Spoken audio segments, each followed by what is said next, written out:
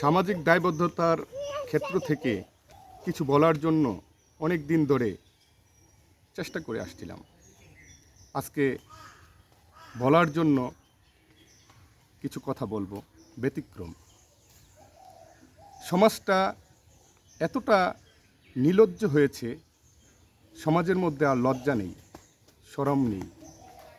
কারণ সেখানে লজ্জা এবং শরম এবং ডাকাতি এবং চুরি এটা প্রাতিষ্ঠানিক রূপ পেয়েছে। এই রূপের কারণে আমার কিছু বলতে হয়। আমরা কৃত্রিমতার আক্রমণে আমরা প্রকৃতিকে অনেক অসহায় করে তুলেছি। আমি 2004-এ আমি ডিসকভার চ্যানেল দেখতাম। সেখানে থাইল্যান্ডে এক পুরুষ অপারেশনের মাধ্যমে মেয়ে হয়েছে। সেটা দেখে আমি আশ্চর্য হয়ে গেছি যে সমাজ আর কৃত্রিমতা কতটুকু প্রকৃতিকে আক্রমণ করে আসছে।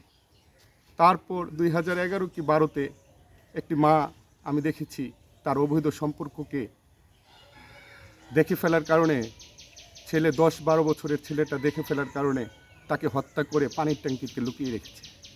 এই অস্থির সমাজ দেখে আমি লিখেছিলাম একটি লেখা। সেই লেখাটা হচ্ছে উলঙ্গ গ্রহ। অতি কৃত্রিমতার আক্রমণে পৃথিবী আজ উলঙ্গ গ্রহ।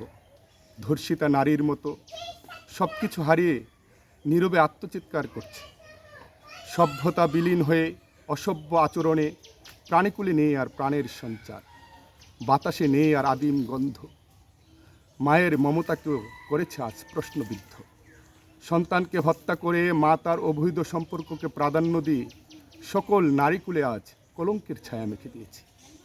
এখন যান্ত্রিক সভ্যতা, অচেনা আজব জগৎ, নারীর সতীত্ব ঘিরে পৃথিবী করে বাণিজ্য।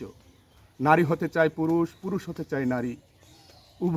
উভয়ের অস্তিত্বকে স্পর্শ করে প্রকৃতিকে করেছে বড্ড অসহায়। প্রকৃতির নীরব আর্তনাদের অসহ্য শব্দ আমার হৃদয়কে করেছে স্তব্ধ। আমার চলার পথকে করেছে বিধ্বস্ত। আমি নিতান্ত উন্মাদ বেশি প্রতিবাদ জানাই। মানবতার অচল হয়ে যাওয়া তরি সচল করো। ধর্মীয় বাণী গিরে উপাসনা করো।